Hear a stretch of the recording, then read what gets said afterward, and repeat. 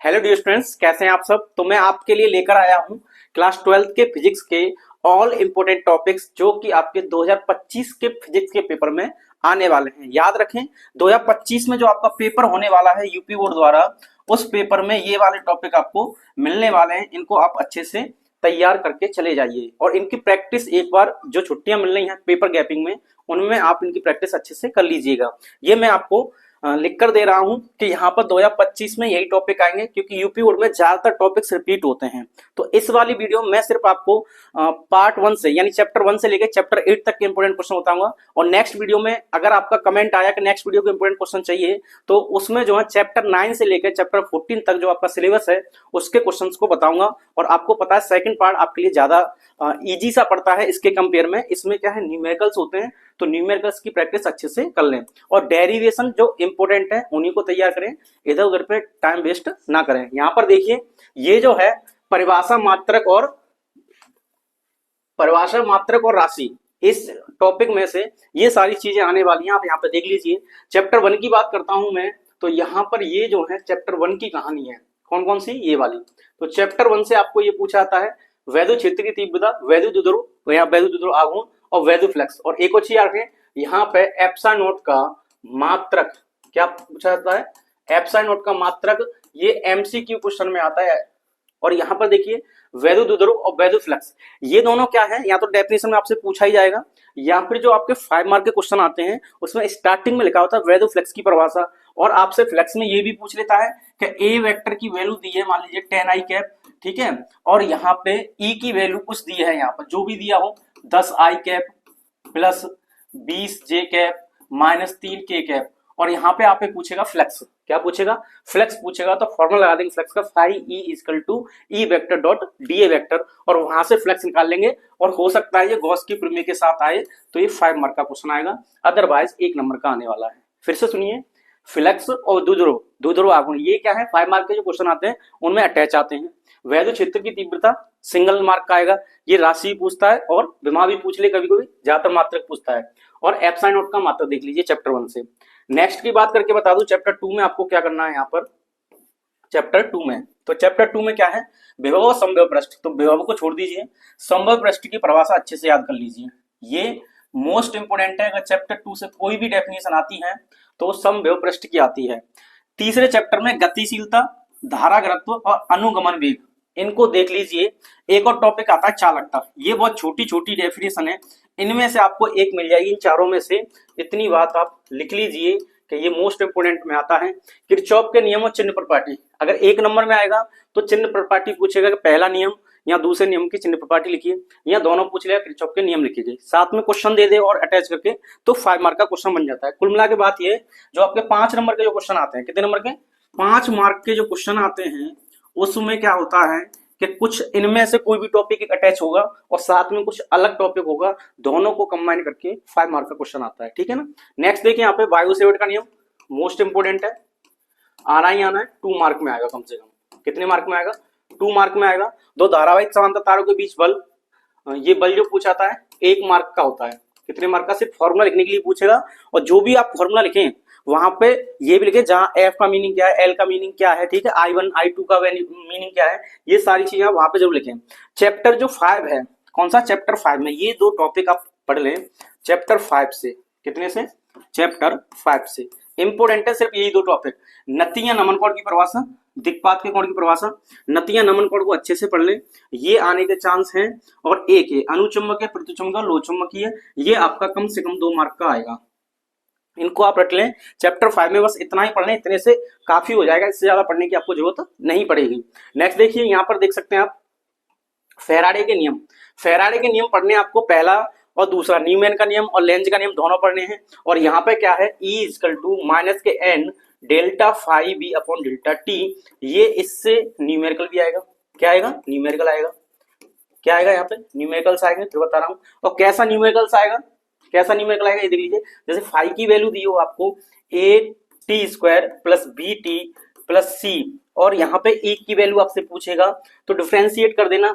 ए की वैल्यू आपको कुछ दी होगी, बी की वैल्यू कुछ दी होगी और सी की वैल्यू कुछ दी होगी और टी इक्वल टू कुछ पर पूछेगा, टी इक्वल टू 1 पर ईएमएफ कितना होगा, विद्युत वाहक बल कितना होगा, ऐसा क्वेश्चन आपके यहाँ पे मिल सकता है।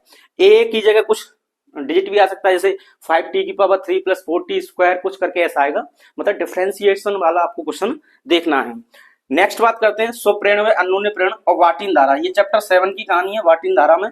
देख लीजिए, यहाँ से एक ही टॉपिक मैंने चुना है क्योंकि यही रिपीट होता है अगर आता है तो शॉर्ट में, अदरवाइज दीर्घ उत्तरीय प्रश्न में यहाँ से 5 मार्क का क्वेश्चन आता है चैप्टर 7 से। स्वप्रेरण अन्योन्य प्रेरण की परिभाषा आएगी और कैसे आएगी वैसी आएंगी, यहाँ तो अलग से दे देगा 1 या 2 नंबर में, यहाँ पे 5 नंबर के जो क्वेश्चन आते हैं उनके साथ, ठीक है ना। ये सारी चीजें परिभाषा इतनी रख लीजिए।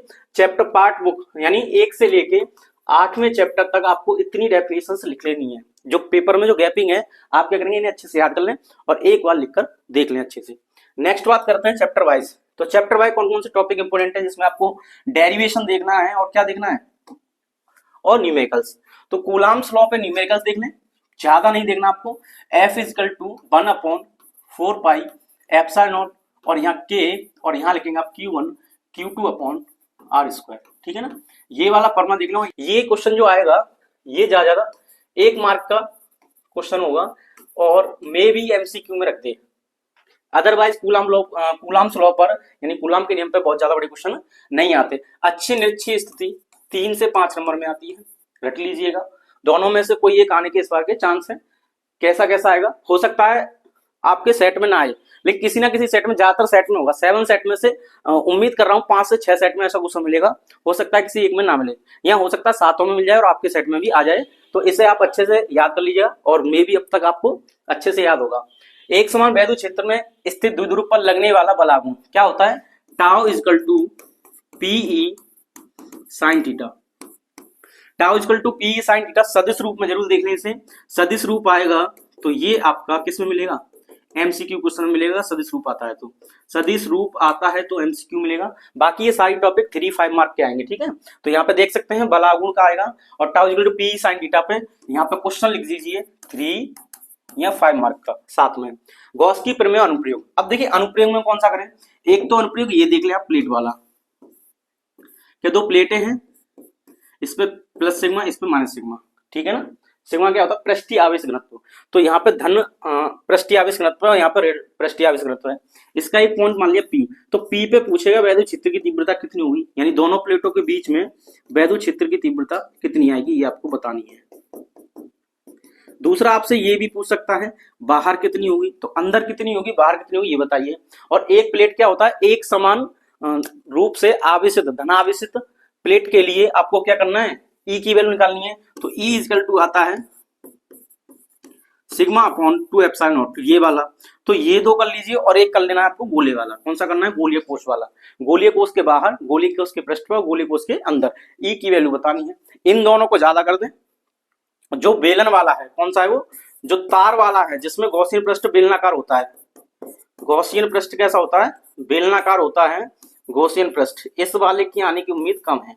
तो आप इन दोनों को पढ़ लीजिए, एक ये और एक ये टॉपिक। इसमें से और इसमें से आपको 101% मिलने वाला है, इस बात को मैं लिख के दे रहा हूं।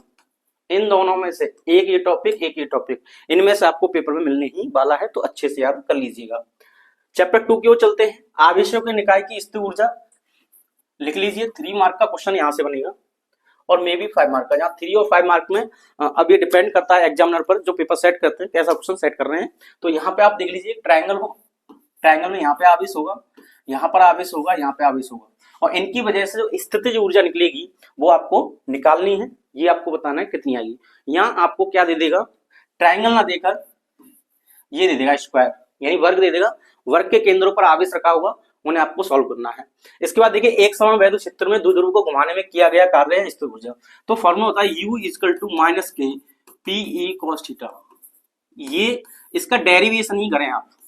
इस पे न्यूमेरिकल ना आने के ज्यादा चांस रहते हैं, पर डेरिवेशन आने का पूरा चांस रहता है।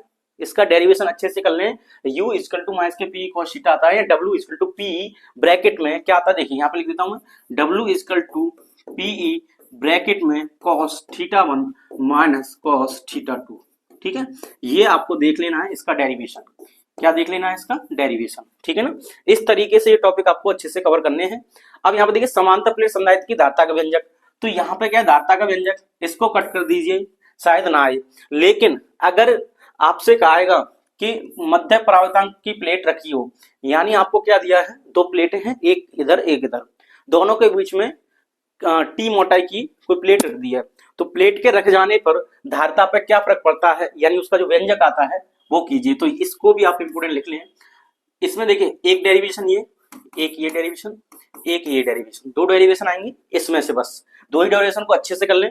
बाकी आप यहाँ पे इसका न्यूमेरिकल देखें इस चैप्टर में, और संधारित्र का संयोजन पर न्यूमेरिकल देखें। क्या देखें यहाँ पे, न्यूमेरिकल। तो मैं बता रहा हूँ जिन पे न्यूमेरिकल देखने हैं उन पे न्यूमेरिकल्स देखिए, आगे एक प्रश्न देखिए। बाकी मैं जो डेरिवेशन ही कह रहा हूँ उन पे आप डेरिवेशन को अच्छे से लिख लीजिए, एक जगह लिख लेना इन सभी डेरिवेशन को, ताकि लास्ट टाइम पे आपको देखने में ज्यादा दिक्कत ना आए, कम समय में ज्यादा चीजें आप कवर कर लो। तो यहाँ पे देखिए संधारित्रों का संयोजन कुछ इस तरीके का आ सकता है, डायग्राम बना होगा, जैसे मान लीजिए कुछ ऐसे, यहाँ पे मैं बना के दे रहा हूं, ये डायग्राम कुछ ऐसे बना होगा, यहाँ पर कुछ ऐसे ये डायग्राम बना होगा, और ये पॉइंट दिया होगा ए और ये पॉइंट दिया होगा बी, और यहाँ पे कुछ फैराड के संधारित्र होंगे जिनका आपको श्रेणी संयोजन और क्या कहते हैं समांतर संयोजन को यूज करके फॉर्मूलों को, और यहाँ पे तुल्य धारता निकालनी होगी, ठीक है ना। इस तरीके से आप कर सकते हैं। इस क्वेश्चन को देख लें, मे भी इस बार आ जाए, काफी सालों में रिपीट नहीं हुआ ये। और यहाँ पे मैं इतनी चीजें बता सका हूँ। चैप्टर नंबर 3 की ओर चलते हैं। चैप्टर 3 यानी विद्युत धारा।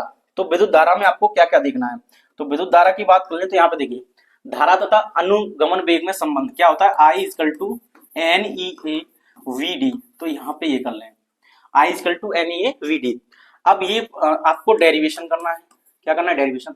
इस पे न्यूमेरिकल देखना ध्यान से, E = V + IR या I = E, और एक क्वेश्चन ये डेरिवेशन 5 मार्क का आता है। कितने मार्क का आता है, 5 मार्क का। इसकी लैंग्वेज नहीं लिखी है मैंने, यानी जो आंतरिक प्रतिरोध जो होता है उसको प्रूव करना है रूट में R1 R2 के। ये 5 मार्क का क्वेश्चन है, इसको देख के जाएं। इस बार आपके पेपर में अगर मिल गया तो आपको 5 मार्क पक्के कर लेने हैं, छोड़ने नहीं है। नेक्स्ट देखिए प्रतिरोधों का संयोजन।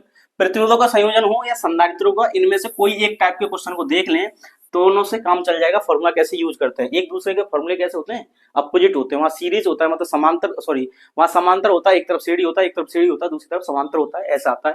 यहाँ पर देखिए व्हीटस्टोन सेतु की संतुलन की अवस्था लिख लीजिए, इंपोर्टेंट है, मोस्ट इंपोर्टेंट। डेरिवेशन नहीं है, डेरिवेशन कर लीजिए। न्यूमेरिकल नहीं आएगा, न्यूमेरिकल हटा दीजिए, इसमें नहीं आएगा। इसका सिर्फ यही है, व्हीटस्टोन ब्रिज जो होता है, व्हीटस्टोन सेतु जो होता है, उसकी संतुलन की अवस्था के लिए P/Q = R/S को प्रूव कीजिए। डेरिवेशन है, ठीक है, डेरिवेशन यहाँ लिख देता हूँ, डेरिवेशन। ये डेरिवेशन, ये डेरिवेशन, दो डेरिवेशन इससे कर लीजिए, बाकी न्यूमेरिकल है। यहाँ पे देखिए ये वाला क्वेश्चन, ये वाला क्वेश्चन किरचॉफ के जो दूसरे नियम पर आधारित है, किरचॉफ का जो दूसरा नियम होता है, उन दोनों पे ये क्वेश्चन आता है। इनमें से आप सोल्व कर लें। इस वाले को ज्यादातर इंपोर्टेंट लिख लें, लगभग 2025 में आने के चांस हैं ऐसे क्वेश्चन के। और ये वाला क्वेश्चन यहाँ पे संधारित्र भी दे सकता है और ये भी दे सकता है। ये 3 मार्क का क्वेश्चन है, ये ज्यादा कुछ नहीं है। आप देखें ये और ये सेम है, ये और ये सेम है, तो इसका कोई काम नहीं होगा, तो ये व्हीटस्टोन सेतु की तरह काम करेगा, यानी न्यूमेरिकल ऐसा टाइप बनेगा। बाकी इन दोनों को आप अच्छे से देख लें, ऐसे को किस तरीके से हम किरचॉफ का नियम यूज करते हैं। तो चैप्टर 3 की बात होगी। चैप्टर 4 में देखिए क्या क्या करना है। तो चैप्टर 4 में आपको बता दूं, यहाँ पर चैप्टर 4 में, तो चैप्टर 4 में क्या है, लॉरेंज बल का सदिश रूप, MCQ में आएगा। इसको अच्छे से याद करें, गलती नहीं करनी है। जो आपके MCQ क्वेश्चन होते हैं उनमें गलती नहीं करनी है आपको, एक बार में देख के अच्छे से पढ़ के टिक कर देना, ताकि आपका नंबर कुछ भी ना कटे, ठीक है ना, पूरे में पूरे नंबर आए। R = MB/QB। ये क्या होता है, जब कोई आवेशित कण एक समान चुंबकीय क्षेत्र में लंबवत प्रवेश करता है तो वो वृत्ताकार मार्ग पर घूमने लगता है। उस वृत्ताकार मार्ग की जो त्रिज्या होती है वो इस फॉर्मूले से आती है, R = MB/QB, ठीक है। और इस पे न्यूमेरिकल देख लें, बहुत ज्यादा इंपोर्टेंट नहीं है, पर इंपोर्टेंट डाल लीजिए, मोस्ट इंपोर्टेंट नहीं है। धारावाही वृत्ताकार लूप के केंद्र पर चुंबकीय क्षेत्र, यहाँ पर ये सिर्फ न्यूमेरिकल देखना है आपको। क्या देखना है, इसका न्यूमेरिकल देखना है। और ये जो न्यूमेरिकल आएगा 2 से 3 मार्क का आएगा। कितने मार्क का आएगा, ये 2 से 3 मार्क का क्वेश्चन आएगा, 2 या 3 मार्क का, ठीक है, 2 या 3 मार्क का क्वेश्चन आएगा। आगे देखिए एम्पीयर का परपति नियम और अनुप्रयोग, इसे कर लीजिए। डेरिवेशन 3 मार्क का, कितने मार्क का, 3। 5 में भी आएगा, जो 3 है वो 5 मार्क के भी आ सकते हैं। तो गॉस की प्रमेय और उसका अनुप्रयोग, एम्पियर का परपत्य नियम और इसके अनुप्रयोग, दोनों को एक साथ कहीं लिख लें, दोनों एक जैसे ही होते हैं। एक तरफ गॉस की प्रमेय यूज करते हैं, एक तरफ एम्पियर का परपत्य नियम, close integration b vector dot dl vector is equal to mu naught I, ठीक है, उसे यूज करेंगे और उसकी हेल्प से क्या करेंगे, इसके अनुप्रयोग करेंगे। और ये अनुप्रयोग आने वाले हैं 100%, या तो एम्पियर वाले या गॉस वाले, ठीक है। तो यहाँ पर देखिए एक ये चुंबक, ये डेरिवेशन कर लीजिए इसमें से। चैप्टर 4 को आपको बहुत अच्छे से पढ़ना है, ये चैप्टर थोड़ा लेंथी भी है, ये वाला चैप्टर थोड़ा लेंथी है, तो इसमें आपको डेरिवेशन को अच्छे से करना है। इस पे देखिए न्यूमेरिकल, इतने हिस्से पे न्यूमेरिकल आ जाएगा, और ये जो लिखा है tau equal to M B sine थीटा या बिना साइन थीटा जो होता है, इसको आप डेरिवेशन लिख लीजिए। क्या लिखना है, डेरिवेशन। तो डेरिवेशन कर लीजिए, डेरिवेशन 5 मार्क का आएगा। कितने मार्क का, 5 मार्क। तो डेरिवेशन करना है इसका, न्यूमेरिकल बहुत ज्यादा नहीं आएगा, पर डेरिवेशन का अच्छा से ध्यान रखें। नेक्स्ट देखिए धारा मापी को अमीटर में वोल्ट मीटर में कैसे प्रवृत्त करें, और चल कुंडली धारा मापी, चल कुंडली धारा मापी। तो सुग्राह्यता का क्वेश्चन पूछा जाएगा, धारा सुग्राह्यता को कैसे बढ़ा सकते हैं, कैसे बढ़ाते हैं, ये क्वेश्चन आना है, ठीक है। तो इसको भी आप लिख लें मोस्ट इंपोर्टेंट, ये मोस्ट इंपोर्टेंट हो गया। यानी चैप्टर 4 में आपको सबसे ज्यादा पढ़ना है डेरिवेशंस को। कौन कौन से डेरिवेशन बता रहा हूं, एम्पियर के प्रपत्ति नियम कर लीजिए, एक ये वाला डेरिवेशन कर लीजिए, 2 डेरिवेशन हो गए, एक ये। और नेक्स्ट डेरिवेशन इसको देख लीजिए, धारा मीटर से अमीटर और वोल्ट मीटर में कैसे कन्वर्ट करते हैं, और ये धारा सुग्राह्यता कैसे बढ़ाते हैं, ये सारे टॉपिक आप यहाँ पे देख लीजिए। चैप्टर 5 में मैंने वही 2 टॉपिक बताए थे स्टार्टिंग में, वही पढ़ने। चैप्टर 6 की बात कर लें तो चैप्टर 6 में आपको क्या करना है, देखिए चैप्टर 6 में फैराडे के नियम न्यूमेरिकल्स करने हैं, जो अभी बताया था। 5 इक्वल टू एल दियो 5t की power 3 minus 4t square plus यहाँ पर लिख दीजिए 3t, यहाँ पे लिख देता हूँ मैं 3t प्लस 8, और e की वैल्यू आपसे पूछी जाएगी t इक्वल टू 2 सेकेंड पे, कुछ ऐसे करके, ठीक है ना। इस तरीके से पूछा जाएगा, और यहीं पे पूछा जा सकता है आपसे। नेक्स्ट चैप्टर को भी कंक्लूड करूँ, चौथे को, तो u equal to half L I square, जहां पे L क्या है, स्वप्रेरकत्व, ठीक है। तो ये क्वेश्चन कुछ ऐसा बनेगा, फाई की वैल्यू दी होगी, यहाँ पे लिख देता हूँ a square plus b t plus c, और ई की वैल्यू पूछेगा, और इसकी वजह से ये भी आपको निकालना है, कुछ एल की वैल्यू भी यहाँ पे कहीं ना कहीं दी होगी, ठीक है ना। ऐसे क्वेश्चन को साथ में देखिए 5 मार्क का क्वेश्चन बनेगा अगर आया तो। बाकी आप यहाँ देख सकते हैं, स्वप्रेरकत्व का व्यंजन निकालना है, व्यंजक निकालना है, एक समतल वृत्ताकार या परिणालका वाले को मोस्ट इंपोर्टेंट कर लें, परिणालका वाले को इसको देख लें, ठीक है ना। तो इन दोनों में से टॉपिक पढ़ लेने हैं। नेक्स्ट की बात करें तो चैप्टर नंबर 7 में क्या है, एलसीआर प्रपत्र की प्रतिबाधा के लिए व्यंजक। अगर ये आया तो 5 मार्क्स का, ठीक है। वो फिर से कह रहा हूं मैं बार 5 या 3 मार्क्स, 5 या 3 मार्क्स के क्वेश्चन यहीं से आने हैं। तो आप यहाँ पे देख सकते हैं कौन कौन से की बात हो रही है। आंकित प्रश्न देखने हैं एलसीआर प्रपत्र के, तो एलसीआर प्रपत्र क्या चाहिए, एक ये, 2 3 4 और ये 5, इसको लिख लें शक्ति, मोस्ट इंपोर्टेंट शक्ति कैसे निकाली जाती है, औसत शक्ति एलसीआर प्रपत्र में कैसे निकाली जाती है, आप इसको देख लें। और इसके लिए जैसे मैंने ये दिया है, इसके लिए 5 कंडीशन यूज करनी है इसमें, पहला, दूसरा, तीसरा, चौथा और ये 5वां। इन 5 कंडीशन की वैल्यू निकाली, ये जो क्वेश्चन दिए हैं ये इसकी हेल्प से करने हैं ये वाले, ठीक है ना, इसकी हेल्प से करने हैं ये वाले। बात समझ में आ गई। ऐसा दिया होगा कुछ डायग्राम, आपको डायग्राम में गिवन डाटा को देखना है, गिवन डाटा को देखने के बाद ये सारे क्वेश्चन को सॉल्व करना है। ट्रांसफॉर्मर का क्वेश्चन ज्यादातर नहीं आता, उम्मीद करूंगा इस बार भी ना आए, पर देखने में क्या जा रहा है, अभी टाइम है तो देख लीजिए, आपकी जो छुट्टियां हैं उनमें, ताकि आपके नंबर पूरे में पूरे आए। तो ये क्वेश्चन को अच्छे से देखिए, एलसीआर सर्किट का डेरिवेशन कर लीजिए, और इसमें ऐसा कुछ खास है नहीं है चैप्टर 7 में जो आपको पढ़ना है। चैप्टर तो बहुत बड़ा है, लेकिन आपको ये क्वेश्चन देख लेने हैं कैसे कैसे निकालते हैं। प्रतिबाधा जो होती है जेड कैसे निकालते हैं, कौन से वाले के लिए आएगी, तो एलसीआर अच्छे से कर लें, इतना इनफ हो जाएगा। अनुनाद की आवृत्ति ये एमसीक्यू क्वेश्चन में आने के चांस रहते हैं, और ये कब होता है, XL इक्वल टू XC, ठीक है ना, ये दोनों इक्वल होंगे तो अनुनाद की स्थिति होती है, और इस वाली कंडीशन से ये निकल के आता है। बात क्लियर हुई। चैप्टर 8 की बात करते हैं, जो हमारी फर्स्ट बुक का लास्ट चैप्टर है। तो फर्स्ट बुक का ये लास्ट चैप्टर है, इसमें क्या क्या करना है आपको, वैद्युत चुंबकीय तरंगे क्या है, इनके 4 गुण लिखिए, मोस्ट इंपोर्टेंट लिखिए। विस्थापन धारा की आवश्यकता है, ये क्वेश्चन आया तो जो पेपर हार्ड होगा, थोड़ा सा अगर हार्ड टू मॉडरेट पेपर आया, मतलब कठिन सा पेपर आता है, हार्ड पेपर आता है, तो हार्ड पेपर में ये क्वेश्चन आपको मिलेगा, वो भी 3 से 5 मार्क का ही मिलेगा, ठीक है, इस वाले को आप छोड़ दीजिए, इसकी कोई जरूरत नहीं है, ये ज्यादा नहीं आएगा। आंकिक प्रश्न देख लीजिए, यहाँ से आंकिक प्रश्न आपको मिलने वाला है पेपर में। ये डायरेक्ट पूछ सकता है फॉर्मूला, डायरेक्ट फॉर्मूला पूछ सकता है 1 मार्क में, ठीक है ना, 1 मार्क में आपको ये डायरेक्ट फॉर्मूला पूछ सकता है, 1 मार्क्स का डायरेक्ट फॉर्मूला पूछ सकता है आपसे कि ये फॉर्मूला लिखिए, क्या है ये, औसत ऊर्जा घनत्व है, ये वैद्युत क्षेत्र के लिए और ये चुंबकीय क्षेत्र के लिए है। और यहाँ पे ये क्वेश्चन देख लीजिए, ये वैल्यू जो दी है ये और ये वाली वैल्यू, ठीक है ना, ये क्वेश्चन देख लीजिए क्या पूछेगा इसमें, वेवलेंथ की वैल्यू यानी तरंग दैर्ध्य क्या है, वी नॉट चुंबकीय क्षेत्र का आयाम क्या है, और चुंबकीय क्षेत्र के लिए समीकरण निकालिए, ठीक है ना। इस तरीके से ये क्वेश्चन दिए होंगे, इसमें क्या करना है आपको, गिवन डाटा लिखना है, यानी दिया है लिखना है, उसके बाद इसे सॉल्व करना है। और एक ऐसा भी आ सकता है, मान लीजिए यहाँ पे लिखाओ E equal to E naught cos omega T, और यहाँ पे लिख देंगे माइनस के एक्स। ऐसे फॉर्मूले को आप देख लें, यहाँ पर कुछ दिया हुआ, जैसे मान लीजिए 100 दिया हो, कॉस दिया हो, या 300 पाई टी दिया हो, और यहाँ पे दिया हो 50x, कुछ ऐसा दिया हुआ, तो यहाँ पर भी आपसे ई नॉट की वैल्यू पूछ लेगा, ई नॉट का समीकरण निकालने के लिए कह देगा, कुछ भी, मतलब ये सारी टॉपिक इसी के जैसे होंगे, ठीक है ना। ये है पार्ट 1 का वीडियो, जो कि मैंने आपको बताया कौन कौन से इंपोर्टेंट चैप्टर में ऐसे टॉपिक हैं, उन टॉपिक को आप अच्छे से देख लें, ठीक है ना। तो यहाँ पर देख लीजिए सारी चीजें मैं आपको बता चुका हूँ। चैप्टर जो 9 से लेके 14 के जो चैप्टर हैं, उसमें थ्योरेटिकल पार्ट ज्यादा आता है, उसमें कौन कौन से टॉपिक इंपोर्टेंट हैं वो आपको नेक्स्ट वीडियो में बताएंगे। तब तक आप कमेंट कर दीजिए कि आपको वो वीडियो चाहिए या नहीं चाहिए, ठीक है। तो इस वीडियो में इतना ही, मिलते हैं नेक्स्ट में, पढ़ते रहिए, मुस्कुराते रहिए।